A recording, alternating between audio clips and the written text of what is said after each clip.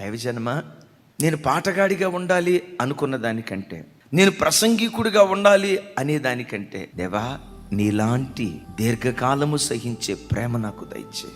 రొసరొసలాడే వ్యక్తిత్వం నాకు వద్దయ్యా. మాటకు ప్రతి మాట అనే వ్యక్తిత్వం నాకు వద్దయ్యా.